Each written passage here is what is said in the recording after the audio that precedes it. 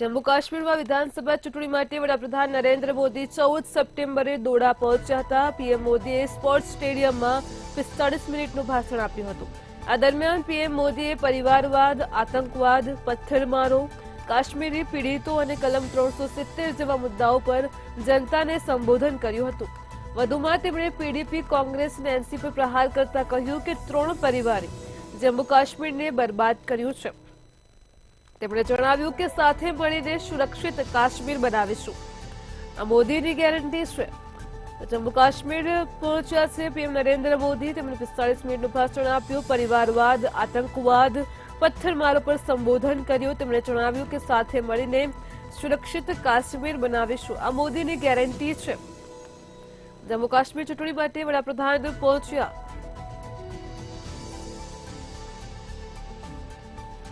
Sports સ્ટેડિયમમાં તેમણે આપ્યું 45 મિનિટનું ભાષણ।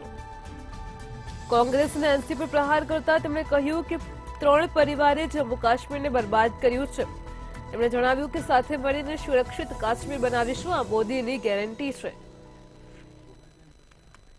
પીડીપી, કોંગ્રેસ અને એનસી પર પ્રહાર કર્યા। જમ્મુ કાશ્મીરમાં ચૂંટણી માટે વડાપ્રધાન નરેન્દ્ર મોદી પહોંચ્યા છે। મોદીએ 3 પરિવારે જમ્મુ કાશ્મીરને બરબાદ કર્યું છે તેવું તેમના ભાષણમાં જણાવ્યું। 45 મિનિટનું તેમણે સંબોધન કર્યું, જેમાં પરિવારવાદ, આતંકવાદ અને પથ્થરમારો વગેરે જેવા વિષયો પર તેમણે ભાષણ આપ્યું। સાથે જ પીડીપી, કોંગ્રેસ અને એનસી ઉપર પણ તેમણે આકરા પ્રહારો કર્યા। જમ્મુ કાશ્મીર ચૂંટણી માટે વડાપ્રધાન પહોંચ્યા છે। જમ્મુ કાશ્મીરમાં સ્પોર્ટ્સ સ્ટેડિયમમાં તેમનું ભાષણ હતું। 45 મિનિટનું તેમણે ભાષણ આપ્યું।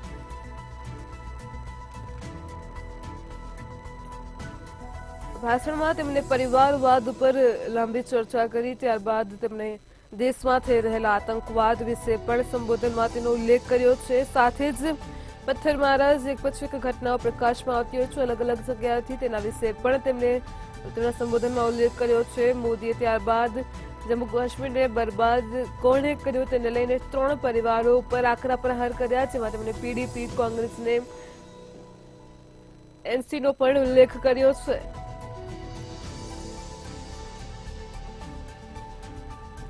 જમ્મુ કાશ્મીર ચૂંટણી માટે વડાપ્રધાન નરેન્દ્ર મોદી પહોંચ્યા હતા। જમ્મુ કાશ્મીરમાં સ્પોર્ટ્સ સ્ટેડિયમમાં તેમણે 45 મિનિટનું ભાષણ આપ્યું હતું। ભાષણમાં તેમણે અલગ અલગ વિષયો પર ચર્ચા કરી છે, જેમાંનો એક છે પરિવારવાદ। ત્યારબાદ તેમણે આતંકવાદના વિષય પર ચર્ચા કરી અને દેશમાં થઈ રહેલી પથ્થરમારાઓની ઘટનાને લઈને પણ તેમણે સંબોધનમાં તેનો ઉલ્લેખ કર્યો છે। સાથે જ સ્પોર્ટ્સ સ્ટેડિયમમાં પીએમ નરેન્દ્ર મોદીએ તેમના 45 મિનિટના ભાષણમાં જણાવ્યું કે 3 પરિવારે જમ્મુ કાશ્મીરને બરબાદ કર્યું છે તેને લઈને પીડીપી, કોંગ્રેસને એનસી ઉપર તેમણે પ્રહાર કર્યા।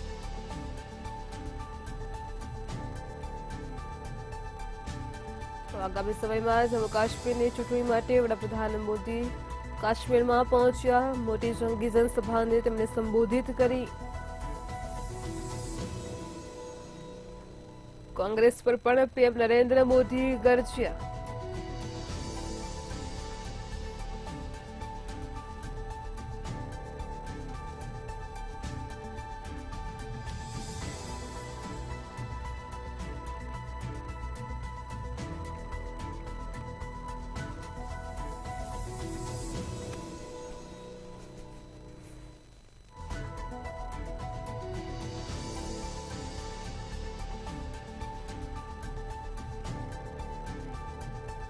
જમ્મુ કાશ્મીર ચૂંટણી માટે વડાપ્રધાન નરેન્દ્ર મોદી કાશ્મીરમાં પહોંચ્યા છે। તેમણે આજે 45 મિનિટનું ભાષણ આપ્યું છે, જેમાં અલગ અલગ વિષયો પર ચર્ચા કરી છે। સ્પોર્ટ્સ સ્ટેડિયમ ખાતે જંગી જનસભાને આજરોજ વડાપ્રધાને સંબોધી હતી।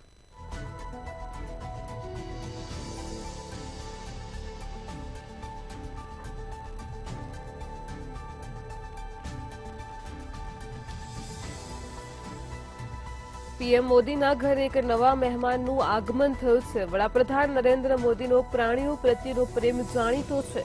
પીએમ મોદીના આવાસ પર પુંગનુર જાતિની ગાય સહિત ઘણા પાલતુ પ્રાણીઓ પણ છે અને ત્યારે ગાય માતાએ એક વાછરડાને જન્મ આપ્યો છે। વડાપ્રધાન મોદીનો વાછરડાને વાલ કરતો એક વિડીયો ખુદ વડાપ્રધાને તેમના એક્સ હેન્ડલ પર પોસ્ટ કર્યો છે અને લખ્યું છે કે આપણા શાસ્ત્રોમાં કહેવાયું છે કે ગાઉ સર્વસુખ પ્રદાહ, લોક કલ્યાણ માર્ગ પરના વડાપ્રધાન ગૃહ પરિવારમાં નવા સભ્યનું શુભ આગમન થયું છે. તો વડાપ્રધાન આવાસમાં પ્રિય માતા ગાયે નવા વાછરડાને જન્મ આપ્યો છે, જેના કપાળ પર પ્રકાશનું નિશાન છે. તેથી મેં તેનું નામ દીપ જ્યોતિ રાખ્યું છે. પીએમ નરેન્દ્ર મોદીના ઘરમાં નવા મહેમાન પધાર્યા છે. વાછરડાના કપાળ પર પ્રકાશનું નિશાન છે. ગાય માતાએ નવા વાછરડાને જન્મ આપ્યો છે. 9 વર્ષનું નામ પીએમ મોદીએ દીપ જ્યોતિ રાખ્યું છે. તો પીએમ મોદીના ઘરે ખાસ મહેમાનનું આગમન થયું છે. મોદીનો પ્રાણી પ્રત્યેનો પ્રેમ ખૂબ જ જાણીતો છે. પીએમ મોદીના ઘરે ખાસ મહેમાનનું આગમન થયું. પીએમ નરેન્દ્ર મોદીએ તેનું નામ દીપ જ્યોતિ રાખ્યું છે. પીએમ મોદીએ એક્સ ઉપર આ વિડીયો ટ્વીટ કર્યો છે. મોદીના આવાસમાં છે ખાસ પુંગનુર જાતિની ગાય.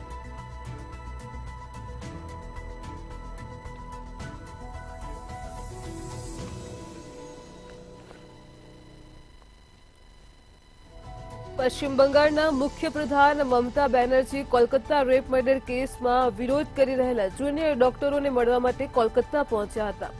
મમતાએ ડોક્ટરોને કહ્યું, મારું પદ મોટું નથી, પરંતુ લોકોનું પદ મોટું છે.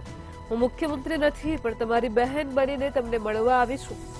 મમતાએ અત્યાર સુધીમાં 3 વખત ડોક્ટરો સાથે વાત કરવાની પહેલ કરી હતી, પરંતુ ડોક્ટરોએ તેના 3 પ્રસ્તાવોને ફગાવી દીધા હતા.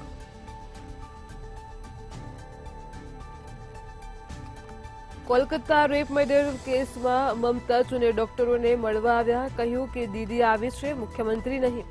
સરકારે 3 વખત બોલાવ્યા, આંદોલનકારીઓ પણ ગયા નહીં. તો પશ્ચિમ બંગાળના મુખ્યપ્રધાન મમતા બેનર્જી શનિવારે સ્વસ્થ ભવનની બહાર વિરોધ કરી રહેલા જુનિયર ડોક્ટરોને મળવા માટે કોલકાતા પહોંચ્યા હતા. 10 સપ્ટેમ્બરથી ડોક્ટરો વિરોધ પર બેઠા છે. તો મમતાએ ડોક્ટરોને કહ્યું કે મારું પદ નથી, પરંતુ લોકોનું પદ મોટું છે. હું મુખ્યમંત્રી નથી, પણ તમારી બહેન બનીને તમને મળવા આવી છું. મમતાએ અત્યાર સુધીમાં 3 વખત ડોક્ટરો સાથે વાત કરવાની પહેલ કરી છે.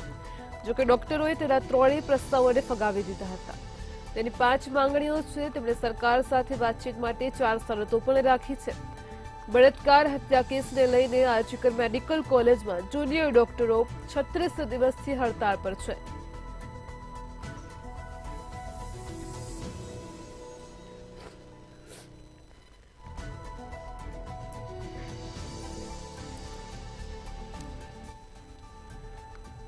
મુખ્યમંત્રી યોગી આદિત્યનાથ શનિવારે દીનદયાળ ઉપાધ્યાય ગોરખપુર યુનિવર્સિટી અને હિન્દુસ્તાની એકેડમી ઉત્તર પ્રદેશ દ્વારા સંયુક્ત રીતે આયોજિત સુમેળભર્યા સમાજના નિર્માણમાં નાથપંથના યોગદાન પર 2 દિવસીય આંતરરાષ્ટ્રીય પરિસંવાદના ઉદ્ઘાટન સત્રમાં બોલી રહ્યા હતા. તેમણે કહ્યું કે આજે લોકો જ્ઞાનવાપીને બીજા શબ્દોમાં મસ્જિદ કહે છે, પરંતુ જ્ઞાનવાપી વાસ્તવમાં વિશ્વનાથ છે. મુખ્યમંત્રી યોગી આદિત્યનાથે કહ્યું છે કે કમનસીબે લોકો જ્ઞાન વૃત્તિને મસ્જિદ કહે છે. વાસ્તવમાં તે વ્યક્તિમાં શિવ છે. તેમના નિવેદનની પુષ્ટિમાં તેમણે આદિ શંકરાચાર્યની એક ઘટના ટાંકી છે, જેમાં ભગવાન વિશ્વનાથ સ્વયંને જાણકાર તરીકે વર્ણવે છે. તો દીનદયાળ ઉપાધ્યાય ગોરખપુર યુનિવર્સિટીના દીક્ષા ભવનમાં સુમેળભર્યા સમાજના નિર્માણમાં નાથપંથનું યોગદાન વિષય પર મુખ્ય અતિથિ તરીકે આયોજિત પરિસંવાદને સંબોધિત કરતી વખતે આ ઘટનાનું વિગતવાર વર્ણન કર્યું હતું.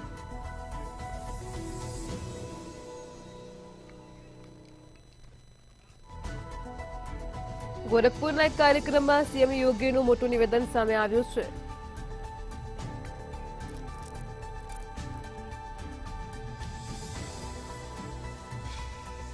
દિલ્હીના મુખ્યમંત્રી અરવિંદ કેજરીવાલને કોર્ટમાંથી જામીન તો મળી ગયા, તેમ છતાં વિવાદ સર્જાઈ રહ્યો છે. અરવિંદ કેજરીવાલને જામીન મળતા તેઓ જેલની બહાર આવ્યા અને તેમના સમર્થકો અને કાર્યકર્તાઓએ જીતની ખુશીઓ મનાવી. ત્યારે તેમના જેલથી બહાર આવતા જ તેમનું ભવ્ય રીતે સ્વાગત કરવામાં આવ્યું હતું. આ દરમિયાન જ કોઈએ તેમના સ્વાગત માટે કેજરીવાલના જ ઘરની બહાર ફટાકડા ફોડ્યા હતા, જેના કારણે આ મામલે ઓનલાઈન એફઆઈઆર દાખલ થઈ છે. જોકે એફઆઈઆર અજાણ્યા લોકો વિરુદ્ધ નોંધવામાં આવી છે. ઉલ્લેખનીય છે કે હાલમાં દિલ્હીમાં કોઈપણ પ્રકારના ફટાકડા ફોડવા ઉપર સંપૂર્ણપણે પ્રતિબંધ છે. જશ્નના માહોલ વચ્ચે એફઆઈઆર નોંધાઈ છે. અજાણ્યા લોકો વિરુદ્ધ ઓનલાઈન એફઆઈઆર નોંધવામાં આવી છે. તો કેજરીવાલના જેલથી છૂટ્યા બાદ પણ વિવાદ હજુ ચાલુ જ છે.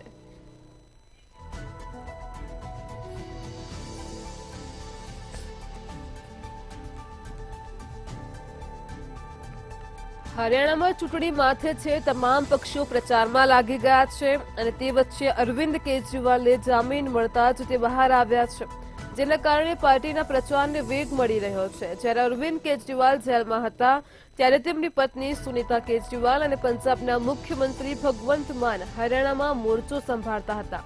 વિધાનસભા ચૂંટણી પહેલા જ આપે રાજ્યની તમામ 90 સીટો પર રેલીઓ યોજી છે.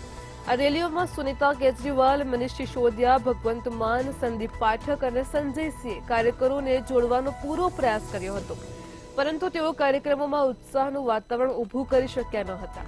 ભાજપ કોંગ્રેસમાં ટિકિટ ન મળતા ઉમેદવારોને ટિકિટ આપીને આમ આદમી પાર્ટીએ તેમની વોટ બેંક તોડવાનું વિચાર્યું છે.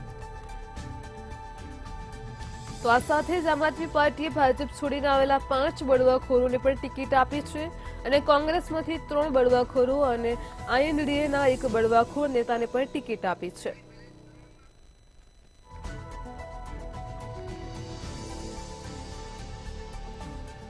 આમ આદમી પાર્ટીથી કોંગ્રેસને હવે નુકસાન થશે. કેજરીવાલનો ચૂંટણી પ્રચાર કોંગ્રેસ માટે નુકસાનકારક થઈ શકે છે. સમાચાર સામે આવી રહ્યા છે.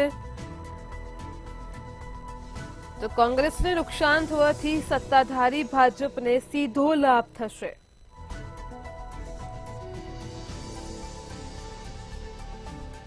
હરિયાણામાં ભાજપે ગુમાવેલી બેઠકો બંને પક્ષમાં વેચાશે.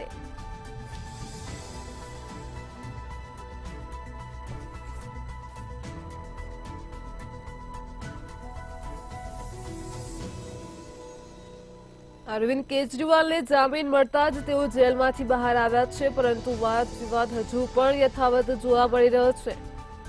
હવે આમ આદમી પાર્ટીથી કેજરીવાલની સરકાર, આમ આદમી પાર્ટીથી કોંગ્રેસને નુકસાન મળે તે પ્રકારના સમાચાર સામે આવ્યા છે.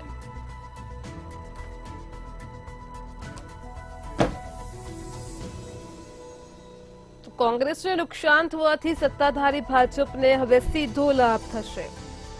આમ આદમી પાર્ટીથી કોંગ્રેસને નુકસાન થશે. કોંગ્રેસને નુકસાન થવાથી જ હવે ભાજપને સીધો લાભ થશે. હરિયાણામાં ભાજપે ગુમાવેલી બેઠકો બંને પક્ષમાં વેચાશે.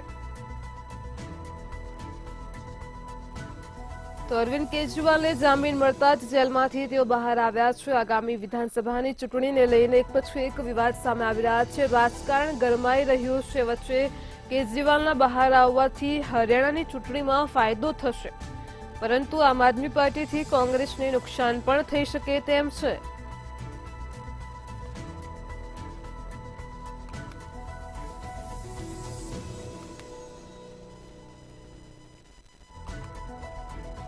વડાપ્રધાન નરેન્દ્ર મોદીની આગેવાની હેઠળની સરકારે એક મોટો નિર્ણય લેતા ખાદ્ય તેલ પરની કસ્ટમ ડ્યુટી વધારી દીધી છે. આ વધારો સનફ્લાવર ઓઇલ, પામ ઓઇલ અને સોયાબીન ઓઇલ પર કરવામાં આવ્યો છે.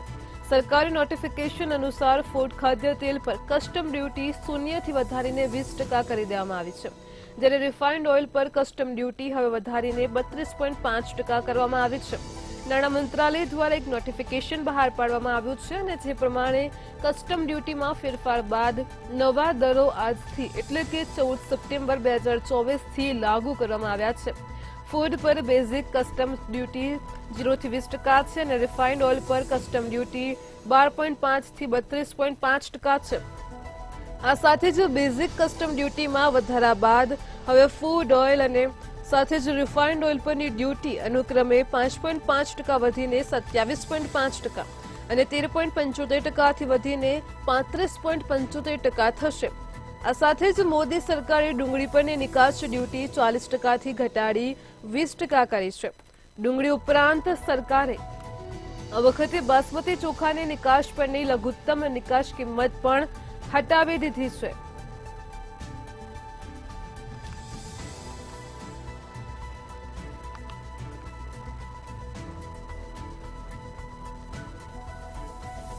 તો ડ્યુટીમાં વધારો થયો છે. વખતે નિકાસની કિંમતમાં હવે લઘુત્તમ નિકાસ જોવા મળી રહ્યો છે. તો સરકારે બાસમતી ચોખાની નિકાસ પરની લઘુત્તમ નિકાસ કિંમત પણ હટાવી દીધી છે.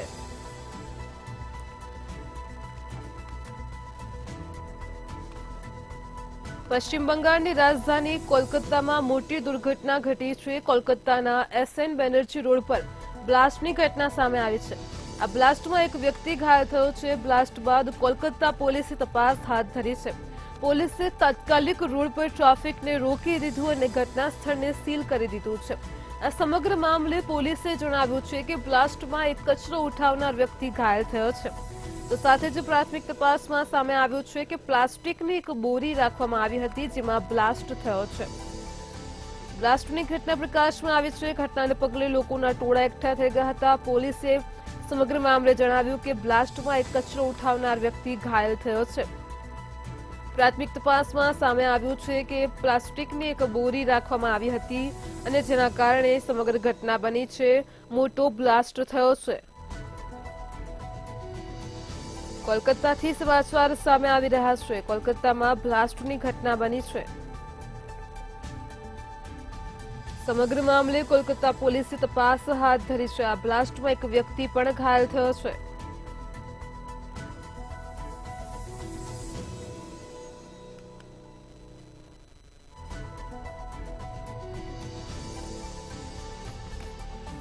હરિયાણાના ફરીદાબાદમાં એક મોટી દુર્ઘટના સર્જાઈ હતી. અંડરપાસમાં ભરાયેલા પાણીમાં કાર ડૂબી જતા તેમાં બેઠેલા ખાનગી બેંકના મેનેજર અને કેશિયરનું મોત થયું હતું.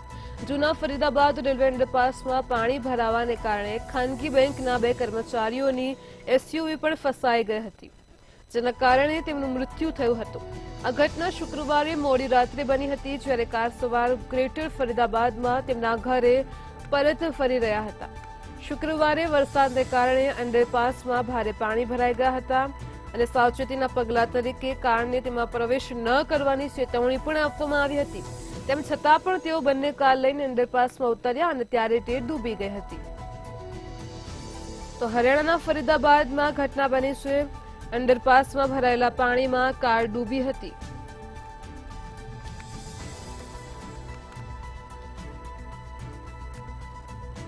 અંડરપાસના પાણીમાં મરણ ચીસો પણ સંભળાઈ હતી.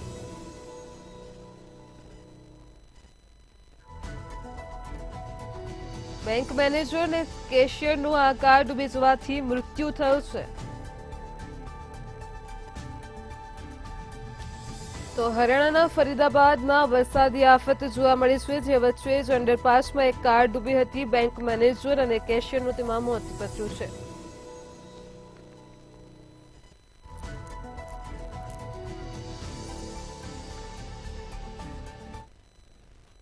મણિપુરમાં છેલ્લા 16 વર્ષથી અશાંતિ છે. આ દરમિયાન મણિપુર કોંગ્રેસના અધ્યક્ષ સુમિત સિંહે શુક્રવારે PM મોદીને પત્ર લખ્યો હતો. આ પત્રમાં તેમણે મણિપુરની બગડતી પરિસ્થિતિને ધ્યાનમાં રાખીને રાજ્યની મુલાકાત લેવાની માંગ કરી છે. તેમણે કહ્યું છે કે મણિપુરના લોકો છેલ્લા 16 મહિનાથી મદદ માટે તરસી રહ્યા છે. તેમણે દાવો કર્યો હતો કે વડાપ્રધાન મોદીની હાજરીથી રાજ્યમાં શાંતિ અને સામાન્ય સ્થિતિ પુનઃ સ્થાપિત થઈ શકે છે. તેમણે વડાપ્રધાન મોદીને મણિપુરની મુલાકાત લેવા અને લોકોની મદદ માટે પગલાં લેવા માટે પણ વિનંતી કરી છે.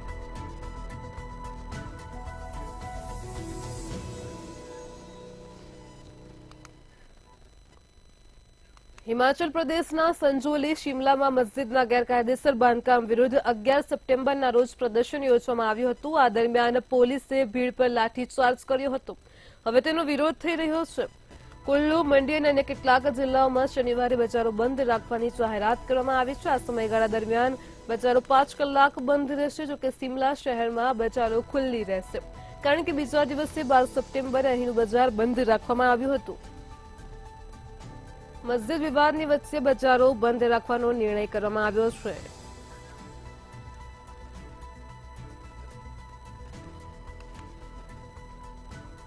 કુલ્લુ વેપારી મંડળ દ્વારા બંધ રાખવાનો નિર્ણય કરાયો છે. તો હિમાચલ પ્રદેશમાં સિમલા સંજોલી મસ્જિદ વિવાદ ઉભો થયો છે અને તે વચ્ચે નવો વિવાદ સામે આવ્યો છે.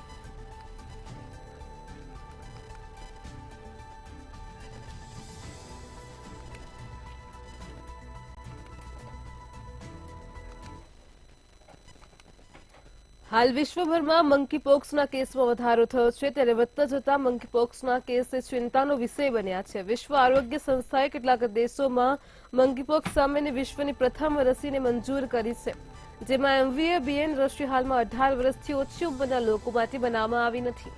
સાથે જ WHOએ શિશુઓ, સગર્ભા સ્ત્રીઓ, કિશોરો અને નબળી રોગપ્રતિકારક શક્તિ ધરાવતા લોકો માટે શક્ય તેટલી વહેલી તકે આવી રસી તૈયાર કરવા માટે સૂચના આપી છે.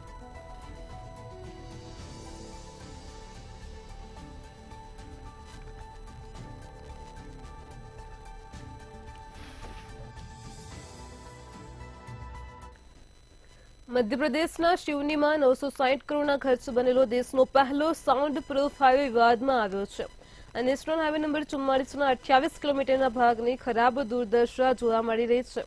3 વર્ષ પહેલા તેનું ઉદ્ઘાટન કરવામાં આવ્યું હતું અને ત્યારે હાલ દરેક જગ્યાએ ખાડા પડી ગયા છે. હાઈવેના 2 ભાગોમાં રસ્તા તૂટી ગયા છે, જેના કારણે 50 મીટરના ભાગમાં બેરિકેડિંગ લગાવીને રિપેર કરવામાં આવી રહ્યા છે.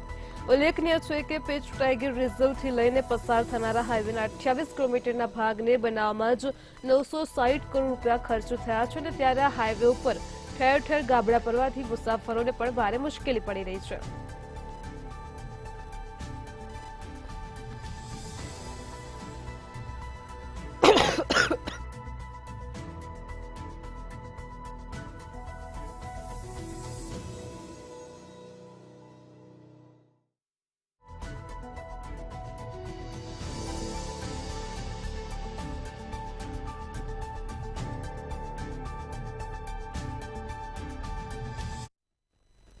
જમ્મુ કાશ્મીરના બારામુલ્લામાં સુરક્ષા દળોના એન્કાઉન્ટરમાં મોટી સફળતા મળી છે. સવારે સ્થાનિક પોલીસે પુષ્ટિ કરી છે કે ભારતીય સેના અને જમ્મુ કાશ્મીર પોલીસ વચ્ચેના સંયુક્ત ઓપરેશનમાં 3 આતંકવાદીઓ માર્યા ગયા છે. વાસ્તવમાં બારામુલ્લામાં 2 થી 3 આતંકીઓ છુપાયેલા છે. આતંકીઓને ખત્મ કરવા માટે ઓપરેશન ચાલી રહ્યું છે. તો અધિકારીઓના જણાવ્યા અનુસાર તેમને ચત્રુબિલ્ડના નીલગામ ગામમાં જૈશ-એ મોહમ્મદના 3 આતંકવાદી છુપાવે છે એની બાતમી મળી હતી અને આ પછી જ સુરક્ષા દળોએ સર્ચ ઓપરેશન હાથ ધર્યું હતું.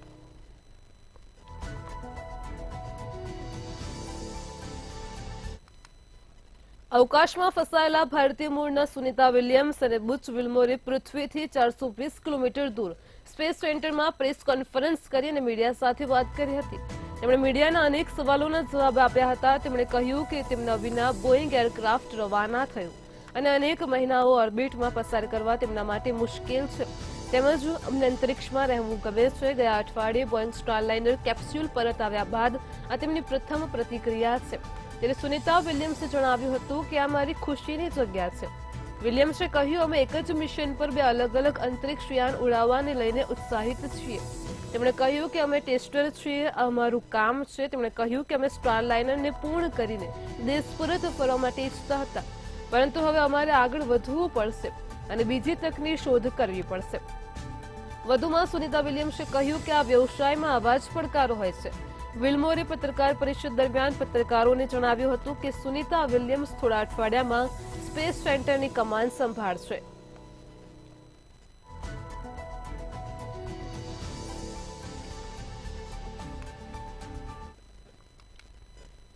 પહાડોથી મેદાની વિસ્તારોમાં વરસાદ પરેશાનીને વરસાવી રહ્યો છે અને ત્યારે હવામાન વિભાગે મધ્યપ્રદેશ અને છત્તીસગઢ સહિત 18 રાજ્યોમાં ભારેથી અતિભારે વરસાદની આગાહી કરી છે. ભારતીય હવામાન વિભાગ અનુસાર 15 સપ્ટેમ્બર સુધી પશ્ચિમ બંગાળ, ઓડિશા અને ઝારખંડમાં ભારેથી અતિભારે વરસાદની શક્યતા છે. તો બીજી તરફ IMDએ પણ ઓડિશા, પશ્ચિમ બંગાળ, છત્તીસગઢમાં અતિભારે વરસાદને લઈને એલર્ટ જાહેર કર્યું છે. આ સિવાય ઉત્તરાખંડ, ઉત્તર પ્રદેશ, મધ્યપ્રદેશ, ઝારખંડ, સિક્કિમ, મધ્ય મહારાષ્ટ્ર, ગુજરાત અને ઉત્તર પૂર્વના તમામ રાજ્યોમાં આગામી 3 દિવસ સુધી ભારેથી અતિભારે વરસાદની આગાહી કરાઈ છે.